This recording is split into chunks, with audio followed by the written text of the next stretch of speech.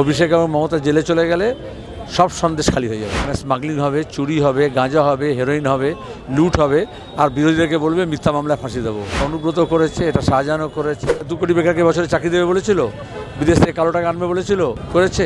পুরনো গ্যারান্টি যখন ফেল হয়ে যায় তখন নতুন গ্যারান্টি দিকে তাকায়। আমরা গণতন্ত্র ফিরিয়ে আনতে চেয়েছি। যারা হকের কথা বলবে, ন্যায়ের কথা বলবে, সত্যের কথা বলবে, রুটি রুজির কথা বলবে, জীবন জীবিকার কথা বলবে, তাদেরকে মানুষ পার্লামেন্টে পাঠাবে।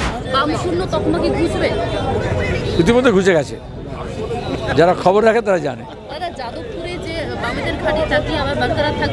যাদবপুর, দমদম, শ্রীরামপুর, দক্ষিণ কলকাতা কোনটা নয়।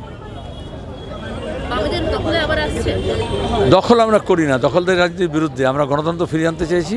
শান্তিতে ভোট দেবে মানুষ, শান্তির জন্য। আর শান্তি তখনই হবে যখন মানুষের ঐক্য হবে।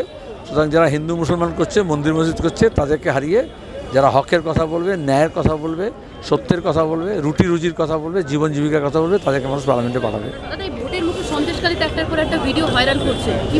সন্দেশকারী সন্দেশটা কি?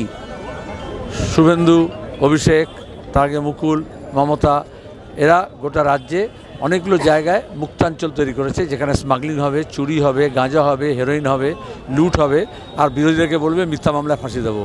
এটা অনুব্রত করেছে, এটা শাহজাহানও করেছে, এটা শওকতও করছে, এটা জাহাঙ্গীরও করছে, এটা জ্যোতিপ্রিয় মল্লিকও করেছে।